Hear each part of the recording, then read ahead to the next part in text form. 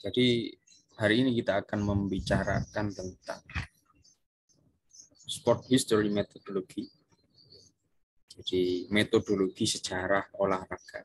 Nah ini ada dua orang dari UK, dari dua universitas yang berbeda, yang fokus kepada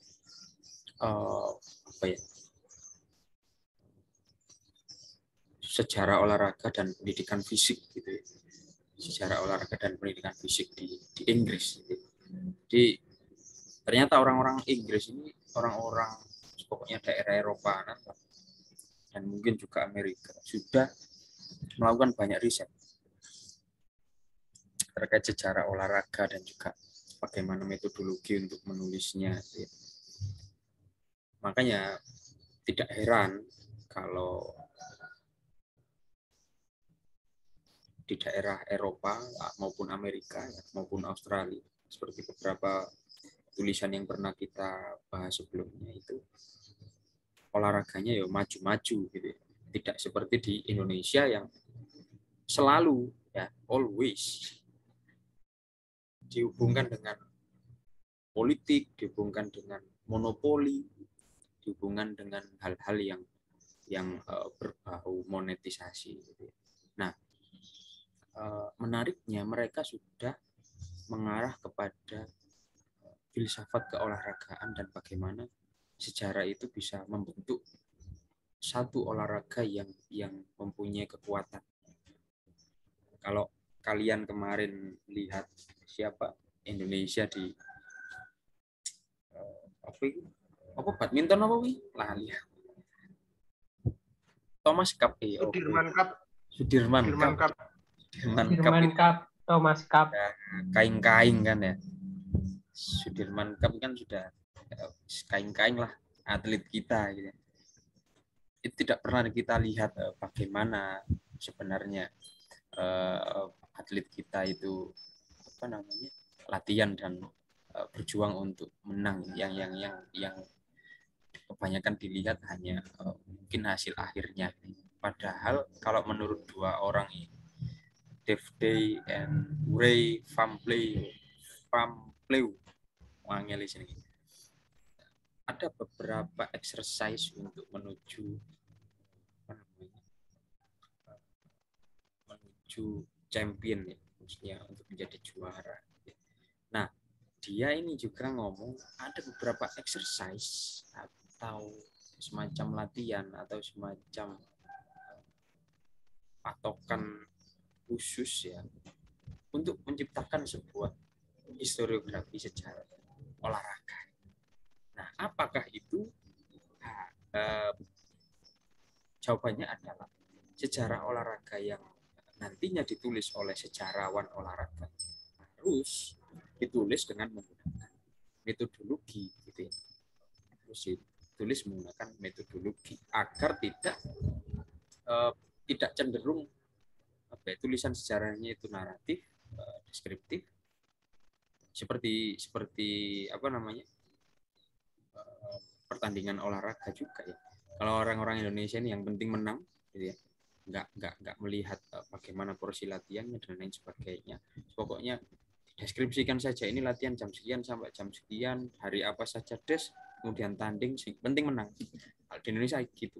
Nah, kalau di negara lain beda. Nah, mereka punya metodologi sendiri dalam pertandingan. Mereka juga sudah menawarkan metodologi dalam penulisan sejarah olahraga. Nah, kita sekarang tidak ngomongin masalah permainan atau pertandingan dalam cabang olahraga tertentu, tapi kita memfokuskan pada metodologi dalam sejarah olahraga.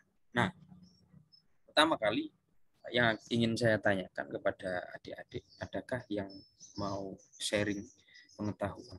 Apa yang kalian ketahui tentang metodologi? Karena saya tahu ini kalian kan sudah semester 5 dan sudah mendapatkan metodologi selama mungkin 6 kali pertemuan ini, mata kuliah metodologi sejarah. Nah, ini sangat berhubungan sekali dengan metodologi sejarah olahraga. Silakan, siapa yang mau berpendapat terlebih dahulu tentang metodologi sebelum kita lebih lanjut ya membahasnya secara khusus ke sejarah olahraga yang saya kira kalian sudah ngerti ya, nggak mungkin kalau nggak ngerti ya. Silakan, siapa yang mau berpendapat, yang belum pernah ngomong saja.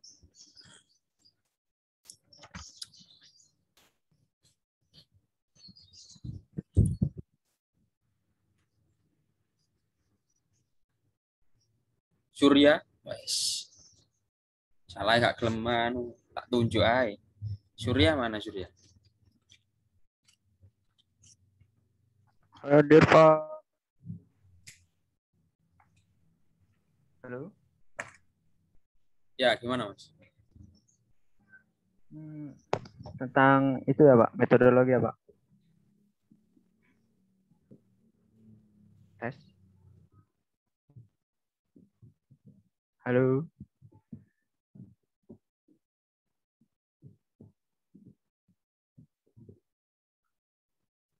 Halo.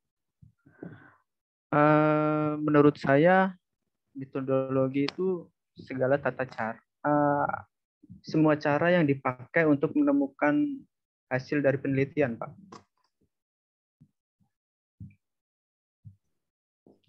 Meru, ayo siapa yang mau menjawab? Salah itu.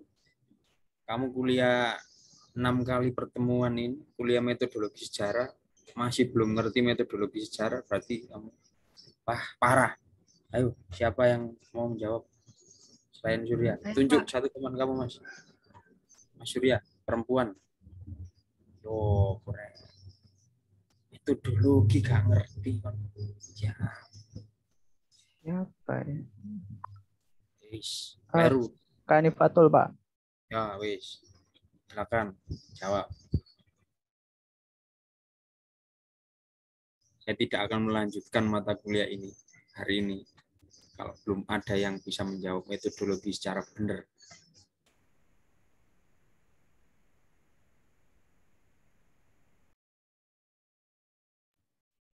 Satu lagi otoriter ya.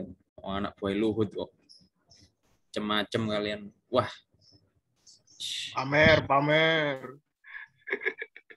Aku yang buah Luhut saya otoriter aku. Kalau tidak ada yang bisa menjawab, nggak kuliah hari ini.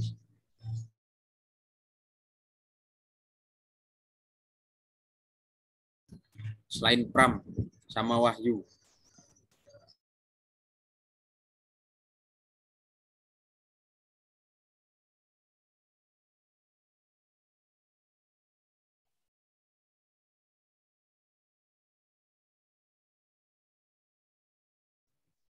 Nggak ada yang bisa menjawab. Saya mau bantu jawab, Pak. Lah iya ngomong. Sopo jenenge? Jawab. Mareta mau menjawab kalau metodologi itu pemahaman tentang bagaimana suatu peristiwa terjadi di masa lampau. Itu Pak. Kalau metode itu lebih ke cara-cara untuk mendapatkan suatu fakta di masa lampau. Siapa? Mareta, Pak. Mareta. Salah. Ayo yang lain. Saya Pak izin mencoba menjawab. Siapa? Eva, oke. Eva atau siapa? Ya. Ya, silakan. Metodologi sejarah itu ilmu yang mempelajari metode-metode yang digunakan dalam sejarah. Salah. Berapa orang tadi? 4 orang ya? Saya jawab, Mas. Sopo? Iman. Ya, silakan. Kalau seumahan saya, metodologi kan kerangka berpikir atau acuan dasar yang mau digunakan untuk menulis sejarah. Misalnya kan kalau di metodologi sejarah ini ada yang namanya penulisan sejarah naratif lah. Penulisan sejarahnya itu digunakan diacu untuk menjadi sejarah yang menceritakannya secara naratif, itu ada begitu. Terus juga berarti ya secara garis besar metodologi itu sendiri kan ya kerangka dasar atau acuan dasar untuk menulis sejarah ya? Hampir benar Mas Iman. Wes, tunjuk temanmu perempuan Mas Iman. Hampir benar. Kurang sempurna. Nah, sudah dikasih tahu Iman ya. Kerangka berpikir. Ya, hampir mendekati. Silakan Mas Iman. Terima kasih. Perempuan ya.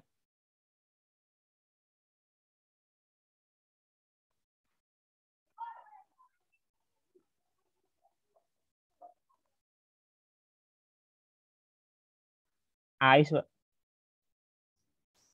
Ya, Ais.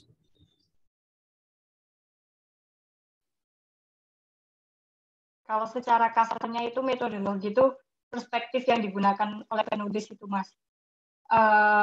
Kayak orang ini mau menggunakan aliran dekonstruktif atau yang lainnya, terus menggunakan apa itu sejarah naratif, sejarah kritis, sejarah naratif lama atau naratif baru, kayak gitu.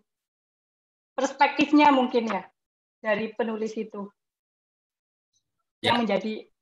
Terima kasih. Betul. Perspektif ya. Belum selesai Tais. Belum selesai ya? Atau sudah Is? Kenapa Mas? Penjelasanmu belum selesai. Mau lanjut? Sudah Mas, itu secara garis besarnya. Okay. Ya, orang itu mau menggunakan perspektif apa, dekonstruktif, rekonstruktif, atau konstruktif, terus menggunakan kayak secara kasarnya kayak aliran apa, sejarah naratif lama, atau sejarah naratif baru, sejarah kritis. Oke. Acuan yang kayak gitu. Oke, ya berarti perspektif yang digunakan oleh sejarawan gitu ya. Nah, sebenarnya kurang satu poin lagi yang perlu kalian amati, yang perlu kalian sebutkan dalam satu metodologi itu.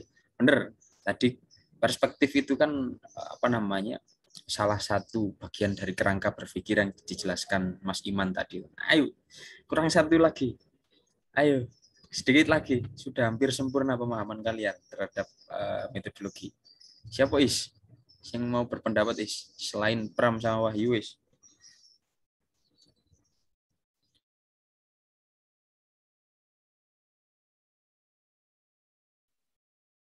Ananta. Ya, silakan. Langsung saja, santai. Ayo, kurang 20% lagi. Pemahamannya. Akan saya lanjutkan kuliah ini. Silakan.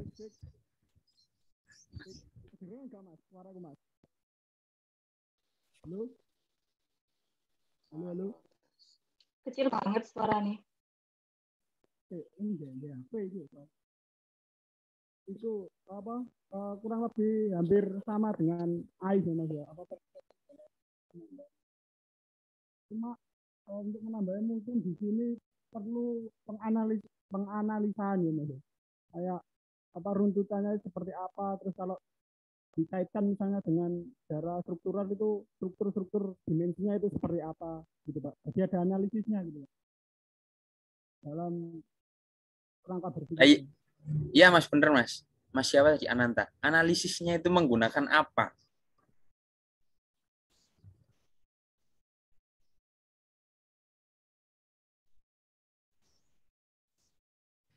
Lur. Kon metodologi wis 6 pertemuan lho. Ya Allah. Boleh bantu, Mbak? Ayo wis lah, terakhir wis. Ya yuk. Ya opo. Nah, itu kan tadi kan Ananta kan bilangnya kerangka berpikir kan. Nah itu kalau dari saya tambahannya itu ada analisa tentang beberapa ilmu bantu-bantu lain. Berarti kan mungkin menggunakan ilmu bantu mengambil dari geografi. Jadi nggak hanya berpatokan pada hanya sejarah aja. Jadi menggunakan kerangka berpikir atau ilmu bantu lainnya dari mungkin dari perspektif keilmuan lainnya. Kalau dari saya gitu. Ya, terima kasih Mas Wahyu. Sudah 100%. Berarti kita lanjutkan kuliah hari ini. Ya Allah, kalian ini gagal paham atau gimana sih? Turu aja kuliah metodologi. Padahal kuliah metodologi itu, metodologi sejarah itu sebenarnya ya jantungnya ilmu sejarah. Metode itu kakinya, tangannya ilmu sejarah. Itu loh. Pengantar ilmu sejarah itu otaknya ilmu sejarah. Nah, kalian sudah punya otak, sudah punya tangan, kaki, wis meh lengkap. Sekarang kali jantungnya ilmu sejarah. Kalian nggak paham. Wah, gimana kalian bisa bernapas? Gitu loh. Jadi metodologi sejarah ya itu adalah perspektif keilmuan atau sudut pandang keilmuan yang digunakan untuk menganalisis peristiwa masa lalu. Kenapa ada metodologi sejarah? Karena ada perspektif sejarah, ilmu sejarah. Kenapa ada metodologi sejarah olahraga atau sport history methodology? Karena ada ilmu keolahragaan yang digunakan untuk menganalisis bagaimana masa lalu olahraga itu sendiri. Kalau kalian gagal memahami metodologi ini, baru semester 5. Saya nggak jamin kalian semester 6 itu bisa lancar ya kuliah sama 14. Wah.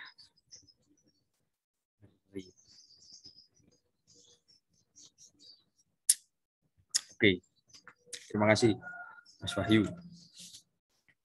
Minggu depan yang jawab nggak boleh yang ngomong ini tadi lagi. Minggu depan orang lain lagi ya yang ngomong. Biar kalian itu paham semua. Pertemuan ke-6 nggak paham metodologi. Angel.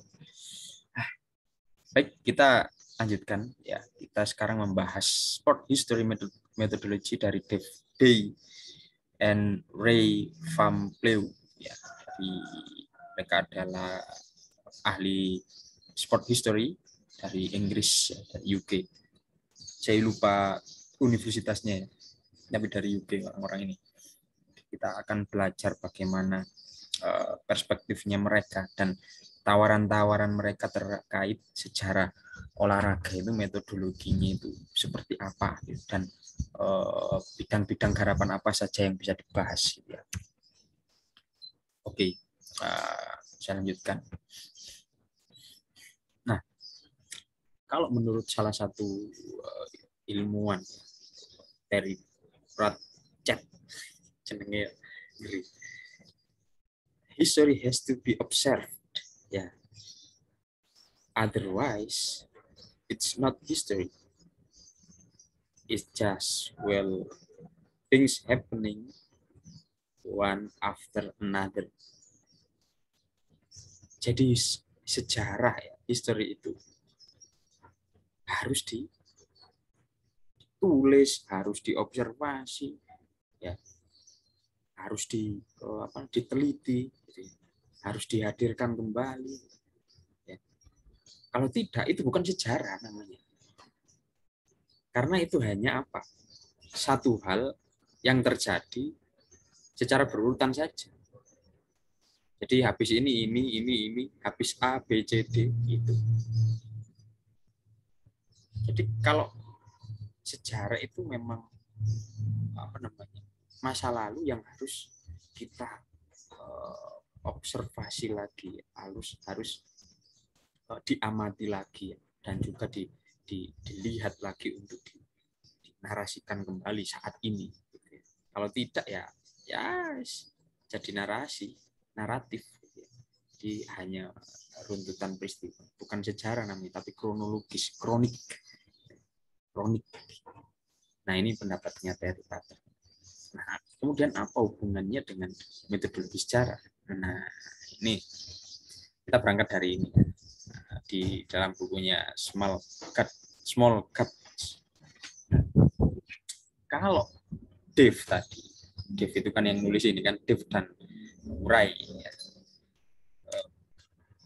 Saya kutip beberapa hal yang menarik dari pendapatnya dua orang. Jadi, the process of converting the past to history involves engagement with a multitude of different sources and methods. Jadi, adik-adik, proses untuk mengonversi atau untuk menganalisis masa lalu ya, ke dalam satu sejarah yang utuh itu membutuhkan banyak hal, di antaranya harus ada beberapa sumber yang berbeda dan juga metode. Jadi jangan bayangkan itu masa lalu itu bisa hadir langsung di sini, enggak. Masa lalu yang ada di tahun-tahun yang sudah lampau bisa menjadi sejarah. Proses of converting the past into history. Masa lalu itu bisa menjadi sejarah. Jadi bayangkan, ini kepala saya. Masa lalu itu di sini. Masa lalu ini bisa menjadi sejarah. Itu harus melewati kepala saya atau kepalanya sejarawan untuk mengompres ya, atau mungkin menganalisis ya. Di masa lalu itu dianalisis di kepalanya sejarawan, baru bisa kemudian menjadi tangan kanan saya, dinarasikan menjadi satu narasi sejarah atau historiografi. Nah, selama ini metode sejarah itu sangat memfokuskan pada hanya untuk menemukan data, kemudian menguji validitas data, dan juga bagaimana dia melakukan representasi atau menghadirkan kembali keakuratan data itu menjadi satu historiografi yang naratif. Nah, intinya di sini tadi kan historiografi. Anggap HP saya ini adalah historiografi. Kemudian rokok ini adalah masa lalu. Gitu. Nah, biasanya sejarawan modernis atau mungkin sejarawan yang istilahnya oldies lah ya, itu mikir bahwa setelah rokok ini kita narasikan di dalam pikiran sejarawan, setelah masa lalu ini dinarasikan di pikiran sejarawan, itu akan selalu menghasilkan satu produk yang disebut historiografi. Nah, biasanya historiografinya itu bersifat naratif karena sejarawan itu hanya mengumpulkan sumber, kemudian mengkritiknya, kemudian menginterpretasi, lalu menuliskan. Kalau tingkatannya S1 seperti yang saya bahas kemarin ya, yang saya bahas minggu kemarin, tingkatan S1 itu bolehlah seperti itu, naratif,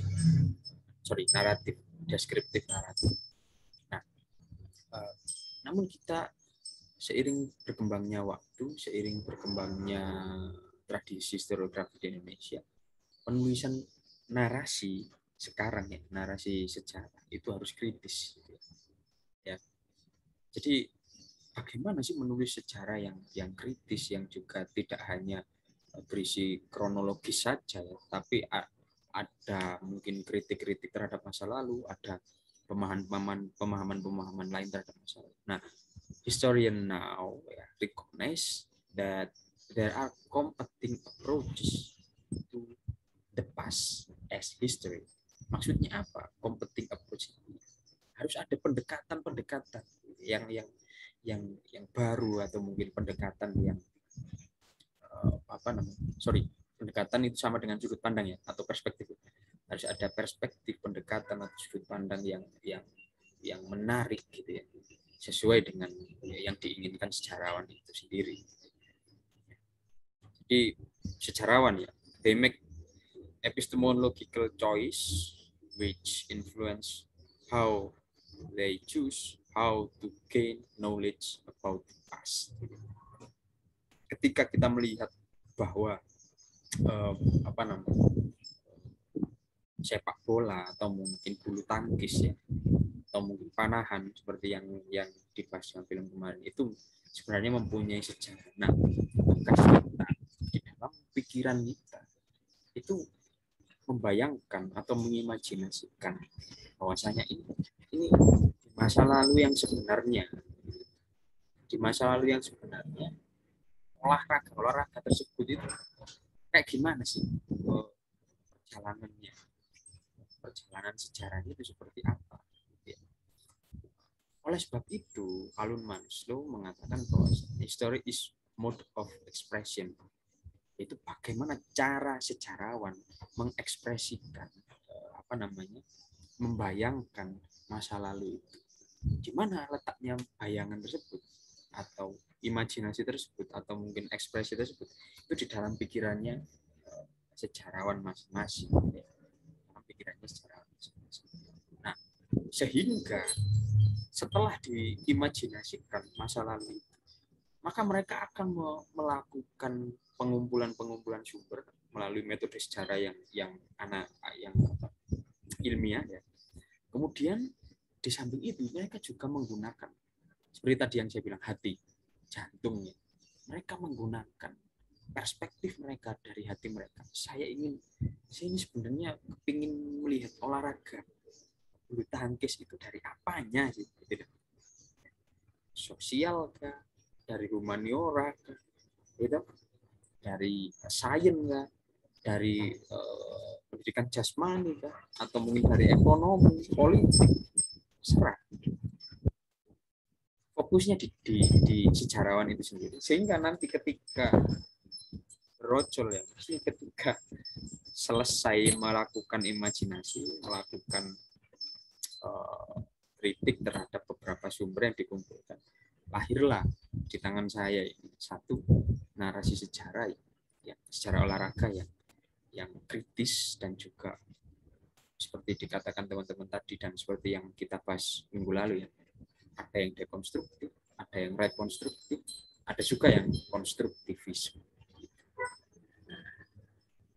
Berat kuliahnya, kayak kuliah metodologi. Kalian kalau kuliah metodologi jangan hanya tekstual gitu loh. Jadi yang dipahami benar-benar, soalnya penting sekali metodologi. Nah, sekarang ini berdasarkan tawaran dari Dave dan temannya tadi ya. Dave dan Ray ya. Beberapa hal yang sudah saya kelompokkan menjadi 4 ini menjadi tawarannya dia gitu. Pendapatnya mereka berdua terkait bagaimana sejarah olahraga gitu dipahami dalam sebuah kajian historiografi yang kritis, tidak hanya naratif gitu ya. Karena kalau naratif saja itu seakan-akan kita itu memosisikan sejarah itu seperti ilmu alam. Kenapa seperti ilmu alam? Ya karena kan kalau ilmu alam kan ujung-ujungnya kan sebenarnya naratif. Gitu ya. Maksudnya analisis, pokoknya hasilnya hasil naratif. Kok naratif? Positif. Ilmu alam itu kan positivis. Maksudnya positivis itu gimana?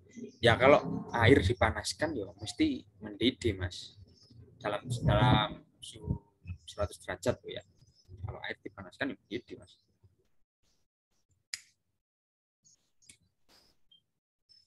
Kalau misalnya antara dua kutub magnet itu dipertemukan, ya saling tolak menolak, Mas.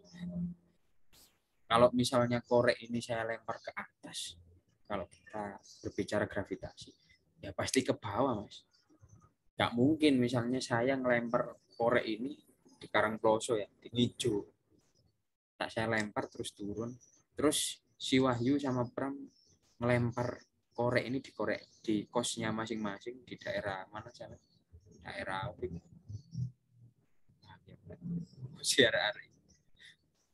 Kos kaum marhe ini sih merkan itu melempar ini mau ngawang ini korek nggak mungkin seperti itu. Nah, itu hukum alam. Nah, makanya kalau kita merekonstruksi masa lalu berdasarkan positivis tadi ya, nggak kritis gitu ya, tanpa metodologi ya, akhirnya ya sejarah misalnya olahraga renang misalnya, ya mulai sejarah awalnya itu seperti apa, berkembangnya seperti apa, terus kondisinya sekarang seperti apa, terus di Indonesia seperti apa, wis selesai. Nah, di sini yang kita pelajari adalah metodologi ya,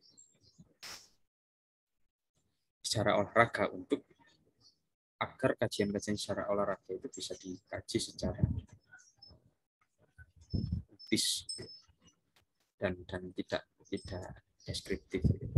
Yang pertama, 4 poin yang pertama yang harus diperhatikan kalau menurut Dave dan temannya tadi itu sources atau sumber. Bagaimana memilih sumber sesuai empirical knowledge gitu ya. Apa Mas empirical knowledge itu?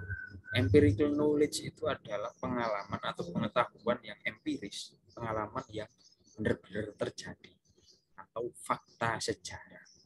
Dulu ya. Bahwasanya dalam film Tiga Sri Kandi kemarin itu yang mendapatkan juara itu ya 3 orang itu yang memang benar. Ya, tim dari Indonesia. 1 dari Surabaya, 1 dari Jakarta, 1 dari Sulawesi Selatan kalau nggak salah ya. Sulawesi lah. Ya itu memang 3 orang itu. Itu adalah empirical knowledge. Kita kasih contoh yang film kemarin. Empirical knowledge ya. Faktanya seperti itu. Jadi yang kita kumpulkan sumber-sumbernya itu harus yang empirical knowledge. Tentunya sumber-sumber tersebut jangan hanya yang tekstual. Kalian juga harus mencari sumber-sumber non tekstual. Karena sumber tekstual itu terkadang ngapusi, gitu ya. Terkadang kurang akurat. Walaupun itu arsip ya, tapi terkadang kurang akurat. Jadi kalian harus mengambil sumber-sumber lain ya. Berupa artefak mungkin, atau mungkin artefak itu kayak misalnya yang kemarin film itu Sri Kandi itu pialanya mungkin, medalinya mungkin kayak gitu. Terus kemudian sumber-sumber lainnya seperti wawancara. Wawancara ini malah lebih bagus ya daripada sumber-sumber tekstual yang dihadirkan oleh pemerintah misalnya, atau panitia Olimpiade, SEA Games misalnya, atau apapun itu. Karena seringkali ada juga yang menipu. Sumber-sumber tekstual tersebut ada juga yang tidak sesuai dengan empirical knowledge. Saya sering jelaskan beberapa contoh terhadap kalian. Misalnya kemarin itu di film Sri Kandi itu satu hal yang menarik itu adalah ketika pemerintah memberikan fasilitas mungkin 1 kotak panah untuk latihan semua atlet, yang mana kalau atlet-atlet di luar negeri itu diberikan banyak sekali kotak mata panah gitu ya untuk latihan. Nah, tetapi bisa saja kan itu nanti di Dispora atau Kemenpora atau apa itu ditulis sudah diberikan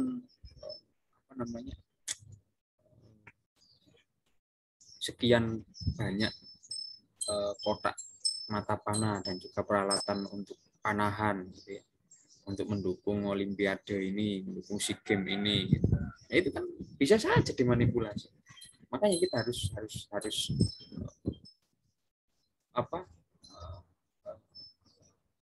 melek atau mungkin harus kritis menyikapi sumber-sumber tekstual. Jadi film kemarin termasuk ya ada apa namanya kritisnya juga gitu. Karena pelatihnya itu mengkritik bahwasanya ini negara kok hanya menyediakan sekian untuk latihan gitu. Ini nggak efektif dan lain sebagainya. Nah, sumber-sumber apa namanya wawancara itu bisa menguak hal-hal macam itu yang tidak ada dalam tekstual. Tentunya juga untuk saat ini dalam 10 tahun 5-10 tahun terakhir ini sumber-sumber online juga sangat membantu. Berita-berita online bagaimana penyelenggaraan olahraga di Indonesia gitu ya. Kita pakai sumber-sumber online itu kan ada berita juga yang pro dengan pemerintah, ada juga yang kontra, ada yang mengkritik pemerintah. Nah, itu perlu dipakai semuanya. Kenapa? Agar memperdalam sejarah kita menjadi narasi sejarah yang kritis. Tidak lagi sejarah yang hanya mendeskripsikan sesuatu. Sumber ini sangat penting, makanya ditempatkan pada poin pertama. Kemudian poin kedua adalah blended approach. Blended itu adalah mix atau blend itu menyampurkan approach pendekatan atau sudut pandang atau perspektif. Jadi menggunakan berbagai perspektif atau berbagai sumber gitu ya. Seperti yang saya jelaskan tadi. Maksudnya apa, Mas? Menggunakan berbagai macam perspektif. Oke, kita nulis sejarah olahraga. Ya. Dalam metodologi atau perspektifnya, kita boleh loh memilih sesuai dengan keinginan kita. Keinginan kita bahwasanya kita ingin meneliti, misalnya Pram kemarin, saya ingin meneliti muatan monetisasi dalam sejarah sepak bola, sejarah liga sepak bola. Boleh. Terus misalnya kita ingin ngomongin masalah politik, saya kepingin ini Mas, melihat dari sudut pandang politik bagaimana ternyata ada kontroversi dalam pertandingan badminton. Mungkin terjadi suap menyuap, ada monopoli yang bermain di BWF, misalnya seperti itu. Nggak masalah. Boleh. Ya. Jadi nanti sumber-sumber yang digunakan, kenapa saya tulis di sini? Saya tulis di sini berbagai sumber ya. Karena menurut dua orang yang tadi ya,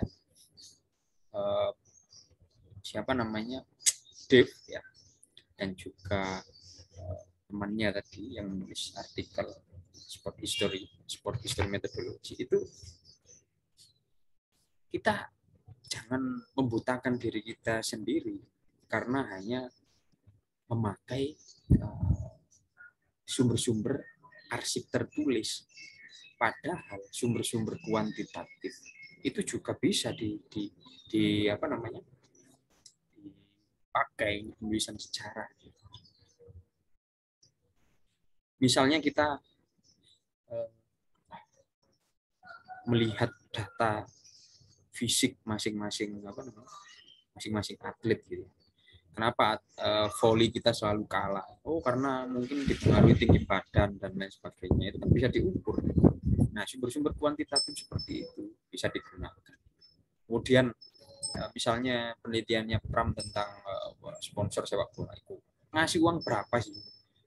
Nah, nominal itu kan sumber-sumber kuantitatif. Jadi dia notal dari tahun sekian sampai tahun sekian. Ini berapa miliar yang dikucurkan untuk satu liga gitu ya, dan lain sebagainya. Makanya kita harus menggunakan blended approach ini gitu ya. Kita menggunakan sumber-sumber kualitatif, sumber-sumber kuantitatif. Kita juga menggunakan berbagai perspektif. Gitu ya. Nah, the question yang ketiga, pertanyaan utama yang perlu kita jawab adalah when. Jadi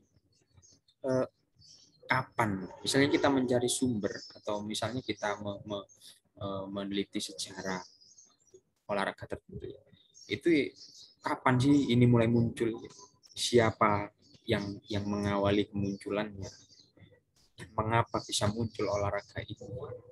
What is its code? Apa kodenya? Apa sandinya? Maksudnya apa sandinya? Olahraga ini sebenarnya sandinya apa? Misalnya passing ya. Kata passing dalam apa namanya? Volley itu berbeda dengan passing yang ada di dalam sepak bola. Nah, itu kalian harus ngerti kode-kode semacam itu. Kalau passing di dalam apa namanya? Di dalam volley mungkin harus pakai tangan, mungkin juga boleh juga pakai kaki, tapi kalau passing di sepak bola itu ya pakai kaki saja. Kalau pakai tangan, handball. Nah, kayak gitu, handball, passing, terus diving dan lain sebagainya. Nah, itu kode-kode semacam itu harus kalian pahami juga dalam menulis sejarah olahraga. Sama juga terkait sumber juga seperti itu. Kalian mendapatkan sumber informan misalnya. Jadi tanya saja kapan mungkin apa namanya dia ikut olimpiade misalnya. Siapa sebenarnya dia? Kemudian kenapa dia ikut olimpiade? Dan kodenya apa sehingga dia bisa ikut olimpiade? Nah, seperti itu. Harus muncul pertanyaan-pertanyaan seperti itu. Nah, saya pikir dalam film kemarin tiga Sri Kandi kemarin sudah menjawab itu ya. Kapan mungkin belum, kapan sudah ya. Kemudian siapa dan siapa atletnya itu dari keluarga yang seperti apa gitu ya. Kemudian mengapa mereka mengikuti itu. Tapi what is its code? Nah, ini yang mungkin perlu dicari lagi dalam film tersebut. Karena ini yang paling sulit. Kita orang sejarah tapi harus memahami simbol-simbol atau sandi-sandi atau tanda-tanda dari ilmu olahraga. Nah, dan yang paling terakhir yang ditawarkan oleh Dave ya itu adalah history plus physical education. Jadi kita bisa menggabungkan sebenarnya metode sejarah yang terdiri dari heuristik, kritik, interpretasi, dan juga historiografi dengan ilmu pendidikan jasmani. Nah, rumus awalnya itu dulu. Kita menggabungkan, kita mempelajari ilmu jasmani, ilmu olahraga. Tetapi ketika mengumpulkan sumbernya, ya kita memakai metode sejarah. Nah, itu bisa digunakan untuk menulis sejarah olahraga. Ya, dengan metodologi ilmu pendidikan jasmani, dengan perspektif ilmu pendidikan jasmani. Nah, seperti itu rumusnya, seperti itu. Nanti akan bisa dikembangkan lagi ya, rumus yang lain. Nah, rumus yang lain seperti apa? Ini adik-adik, rumus yang lain adalah transdisciplinary. Kita bisa meletakkan sejarah olahraga ini di berbagai bidang, bekerja sama dengan ilmu-ilmu lain sesuai tema tertentu. Saya karena di sini yang bahas secara olahraga mungkin Pram saja ya, atau mungkin ada yang lainnya. Nanti bisa cerita juga. Kalau saya lihat Pram ini kajiannya ya cukup bisa dikatakan transdisipliner, karena selain dia nanti menjelaskan sejarah kompetisinya, sejarah sepak bolanya, itu bisa dibuat kompetisi seperti itu. Dia juga akan menjelaskan perspektifnya. Itu mungkin ya seperti ini. Tadi kan rumus utamanya kan sejarah dengan ilmu ilmu keolahragaan. Nah, sekarang ketika kalian sudah bisa memahami sejarah dengan ilmu keolahragaan tersebut menjadi satu metodologi sejarah olahraga, tinggal menambahkan perspektif ilmu lain untuk menganalisisnya. Misalnya masalah iklan atau sponsor dalam olahraga. Mungkin bisa menggunakan perspektif ekonomi gitu ya. Bisa menggunakan perspektif ekonomi, manajemen mungkin, ilmu-ilmu manajemen. Nah, itu nanti akan bisa di apa ya? Dihubungkan dengan masa lalu, bagaimana sponsorship dalam sepak bola di tahun-tahun mungkin 90-an atau mungkin tahun 80-an gitu. Atau mungkin tahun-tahun 2000-an gitu. Nah, ini menariknya. Makanya di sini saya kasih contoh, setelah adik-adik memahami yang ini tadi, history plus physical education, adik-adik bisa nulis benar-benar menggunakan metodologi secara olahraga. Dan ketika kita meneliti yang lainnya, misalnya seperti Pram itu sponsorship, atau mungkin kalian ingin penelitiannya Mas Rojil Nugroho itu ya, yang sepak bola Tionghoa, masuk sosial bisa, ras, suku gitu bisa. Bagaimana orang-orang Tionghoa bisa menjadi tim yang eksis dalam sejarah olahraga sepak bola di Surabaya, bisa seperti itu. Intinya apa, Dir? Intinya adalah kolaps. Nah, ini kolaborasi. Intinya adalah kolaborasi. Pemain tinju saja, kalau dia tidak sparring, kalau dia tidak kolaps, dia itu akan ngantemi cuman mukuli kayu apa mukuli apa itu namanya, yang buat dipukul-pukul yang kayak bantal itu, kayak guling. Saya nggak ngerti namanya, lupa namanya. Samsaka, Mas. Apa? Samsaka. Iya, itulah. Ya itu. Pemain tinju saja, kalau tidak kolaborasi untuk mengadakan pertandingan, nggak ada musuhnya, nggak bisa dia tanding. Paling yang ngantemi aku mau. Untuk nonjokin yang lain, mungkin teman-temannya sendiri ditonjokin, itu juga perlu kolaborasi. Ya. Butuh kolaborasi untuk bisa menghantam teman-temannya itu. Misalnya kalau ingin sparring gitu. Jadi intinya adalah kolaborasi, adik-adik. Nah, secara olahraga ini adalah kajian yang paling terbuka, bukan paling terbuka, kajian yang juga terbuka untuk ditransdisiplinerkan dengan berbagai macam ilmu untuk dianalisis. Nah, kalau kita melakukan refleksi ya, kesimpulannya sebenarnya kita bisa saja menulis sejarah olahraga ini dari berbagai sudut pandang, asalkan ya, kan dari berbagai sudut pandang, asalkan tidak mengingkari bahwa olahraga itu punya masa lalunya sendiri bersama manusia yang menjalankan. Nah, ini diingat baik-baik pesannya dari someone unfamous. Kita itu bisa saja menulis sejarah olahraga dari berbagai sudut pandang. Iso ayo. Asalkan syaratnya tidak mengingkari, tidak meninggalkan bahwa olahraga itu punya masa lalunya sendiri bersama manusia yang menjalankannya. Kalau olahraganya itu misalnya olahraga adu jangkrik misalnya, ya itu nggak bisa ditulis lah, jangkrik. Tapi kalau misalnya olahraga adu jangkrik oleh masyarakat daerah mana gitu, bisa ditulis karena ada manusianya yang menjalankannya. Itu karena kenapa? Hewan itu nggak bisa, nggak punya term atau nggak punya istilah olahraga di dalam apa namanya pikiran mereka, berbeda dengan manusia. Nah, yang paling terakhir, karena ini adalah kuliah metodologi secara olahraga dan sekaligus mungkin kuliah teori ya, kuliah teori yang terakhir sebelum kita mengarah kepada case study. Kita harus belajar dari filsafat olahraga.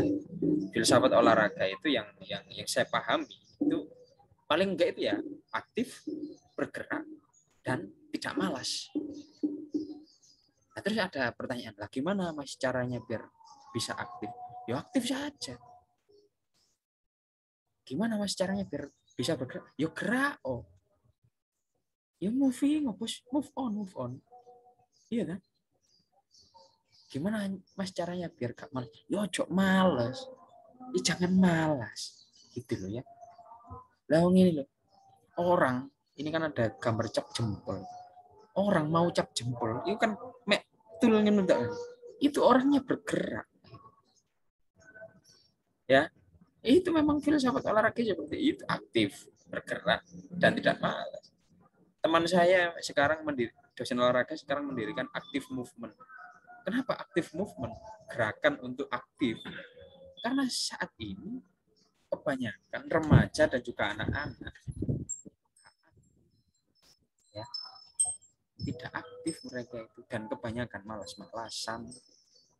Bagaimana caranya untuk aktif dan tidak malas, Mas? Ya aktif kan.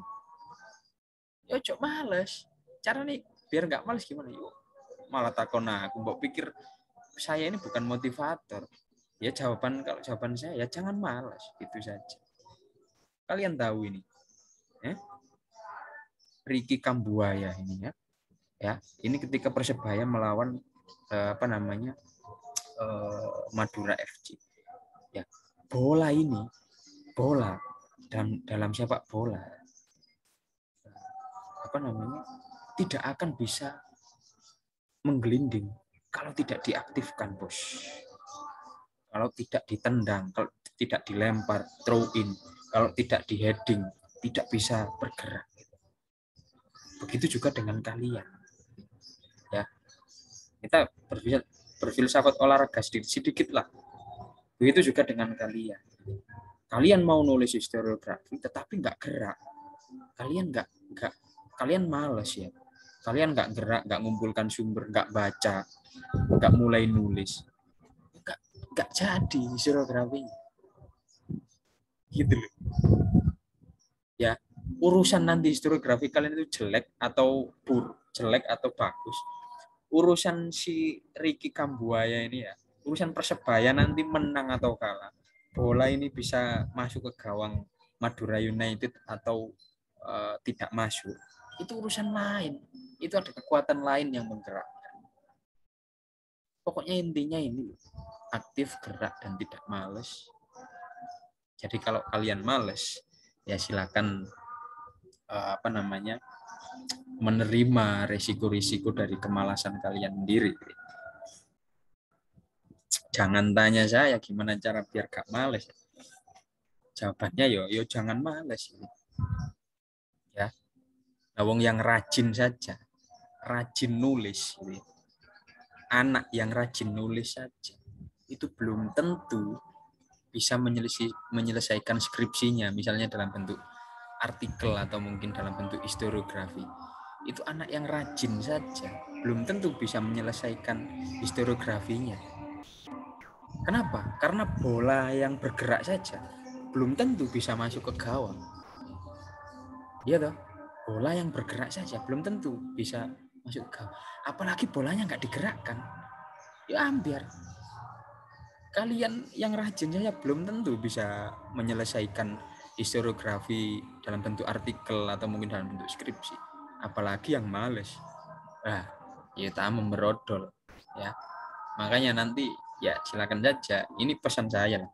Pesan saya ini kuliah kan teori ya, banyak teorinya. Mungkin pesan saya ini cuman singkat-singkat sini aja.